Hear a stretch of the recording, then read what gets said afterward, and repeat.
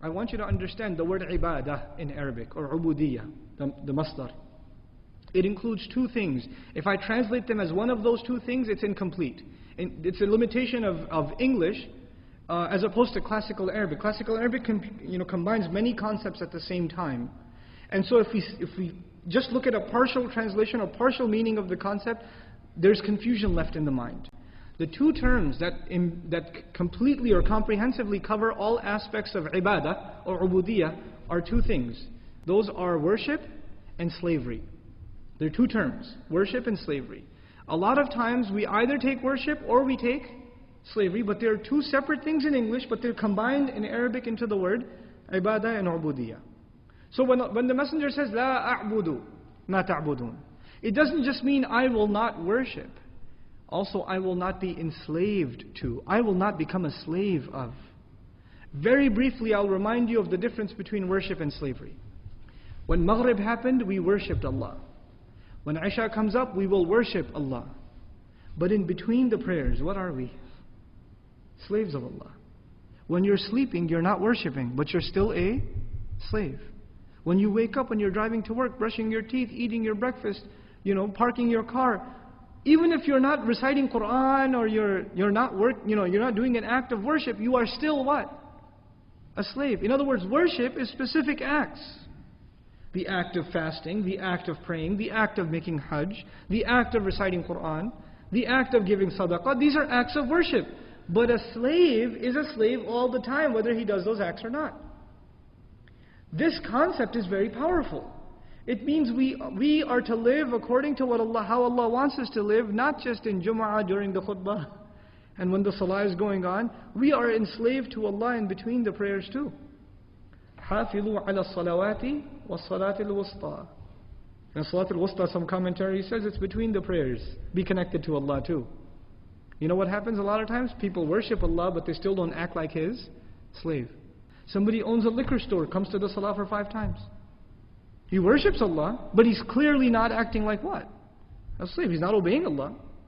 And sometimes, because we have these partial English definitions, you know what happens?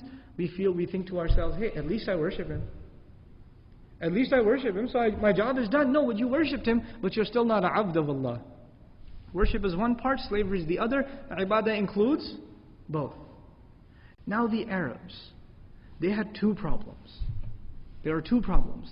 They refuse to worship Allah, but you know what the bigger problem is? They refuse to be Allah's slaves. There are 2 problems in this surah. We have to make those problems distinct. When they refuse to bow down only to Allah and get rid of all the idols, what is that a problem of? Worship or slavery? That's a problem of worship. But when they refuse to give the orphan, when they refuse to not kill the baby girl, when they refuse to not feed the poor, when they refuse to not give justice, when they refuse to kill without having right to do so, when they abuse the slave, when they do all of these things, what are they refusing to do? They're refusing to act like Allah's slaves.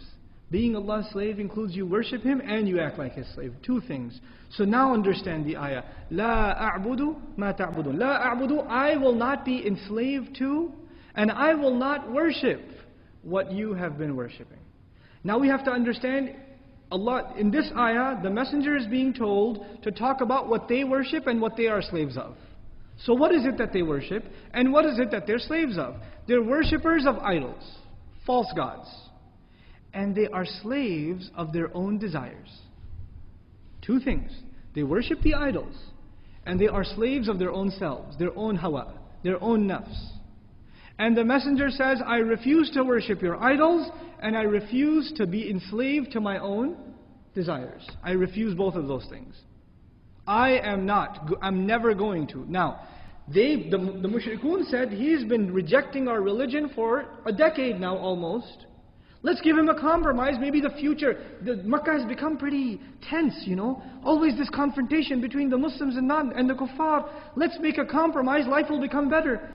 we're willing to accept your religion for a year, and you accept our religion the next year. And then we'll come back to yours this next year, and we'll all share, in other words, we all share Islam for a season, then we'll all share shirk for a season. And if we compromise, things will get better. There won't be any tension in Makkah anymore. So our future will be better. La a'budu, according to most grammarians, the la on the mudari' actually more than present illustrates the future. In other words, the messenger says, don't have your hopes up. I am not going to. It's never going to happen. I will never, if you're thinking the future is going to be softer on you, I will never worship, and I will refuse to be enslaved to whatever you worship and you are enslaved to.